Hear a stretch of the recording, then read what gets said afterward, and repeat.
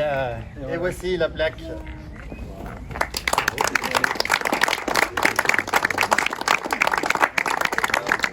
Plus tard, si la mairie nous l'autorise, on la fixera peut-être sur le mur. Oui, on va réfléchir. Hop, c'est parti. Alors, on imagine un soulagement avec l'obtention de ce prix, j'imagine. Et est-ce qu'il y a des étapes pour l'obtenir? Comment est-ce que ça s'est fait tout ça? En fait, des étapes, oui. Déjà, c'est une démarche de notre part.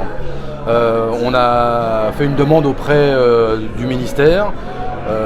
Après, ça suit son cours normalement. Il y a une certaine somme à verser, qui n'est pas récupérable, on va dire, à la fin. Que vous l'ayez ou que vous l'ayez pas, c'est pas récupérable. Donc une fois que ça c'est fait, on est visité, c'est-à-dire qu'il y a une personne qui vient à l'aveugle sans se présenter, des jeunes ou qui dînent, qui paye son addition.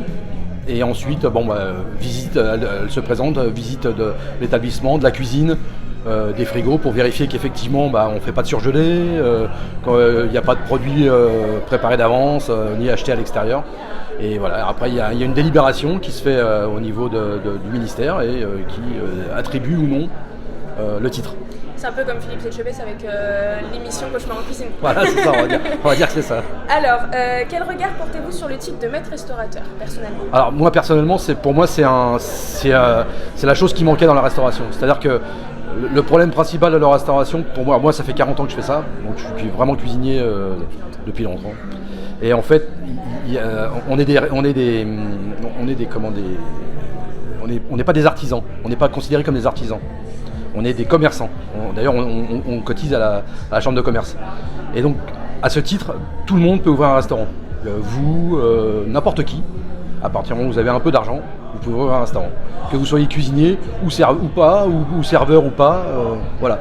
Et donc, ce titre récompense les professionnels. Et les professionnels qui font leur métier dans les règles de l'art. D'accord. Et ça, il y en a malheureusement de moins en moins. Mais il y a toujours des résistants, des irréductibles, on va dire, dont j'ai un petit peu je pense faire partie. D'accord. Pardon. Qu'est-ce qui fait la fierté de ce restaurant pour vous? Vous me dites 2 points positifs. On va dire les produits de qualité. Et puis surtout le fait d'être un peu atypique par rapport à tout ce qu'il y a dans le secteur, notamment Disney, qui est, c'est pas. Voilà. Mais bon, c'est vrai que je pense qu'on a sans fausse modestie, je pense qu'on est un peu les seuls dans ce genre de. J'en ai pas croisé dans ce beaucoup, créneau. alors vous pouvez le dire, il n'y a pas de problème. Ouais. Un mot final à cette cérémonie? Écoutez, moi ça récompense 4 ans, voire même plus que ça, parce qu'en fait le projet était en route depuis. On a ouvert il y a 3 ans, ça fait 6 ans que c'est en route, et en fait ça concrétise tout ça, tout simplement. Voilà, c'est top. Quand on a débuté ce projet de restauration et de remettre un petit peu de vie dans le vieux bourg de Couvray, on avait vraiment comme idée d'avoir un restaurant français qui cuisinait sur des produits locaux et traditionnels, sur une cuisine traditionnelle, et qui crée aussi une certaine animation dans la journée avec des goûters d'anciens, avec un bar à vin, et aujourd'hui tout a été pleinement rempli par Olivier. Voilà. On le voit avec la certification. Comme l'a dit le restaurateur, le titre de maître restaurateur, ça garantit la traçabilité et la saisonnalité des produits. Est-ce que vous pensez qu'il y a des producteurs à mettre en avant à Couvray ou pas du tout? Bien sûr, on a un producteur de safran, je sais qu'il est déjà introduit dans la cuisine aux cocottes d'Hélène, entre autres. On a des producteurs de fleurs comestibles aussi. Non, je sais que voilà, déjà dans le cycle court, il y a des produits qui sont introduits dans la cuisine des cocottes d'Hélène. D'accord. Est-ce que vous pouvez nous donner les points forts de ce restaurant, un point qui donnera envie aux clients de venir? Un point numéro 1, la cuisine, bien évidemment. Entendu, oui. Un point numéro 2, le site qui est agréable, puisqu'on est situé dans le Vieux-Bourg, avec, je pourrais appeler ça une petite havre de paix sur le Val d'Europe.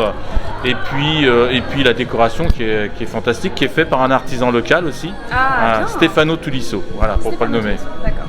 Et enfin, dernière question, un petit teaser, est-ce qu'il y a des projets aussi positifs, on va dire, à venir à Couvray? On a un petit projet de maraîchage sur une parcelle à l'entrée de la commune, avec une vente et peut-être le développement d'un marché derrière. Dans combien de temps à peu près? Aujourd'hui, on est dans la faisabilité du projet. Je pense que voilà, d'ici la fin de l'année, début d'année prochaine, on pourra parler un peu plus concrètement sur le sujet. Voilà.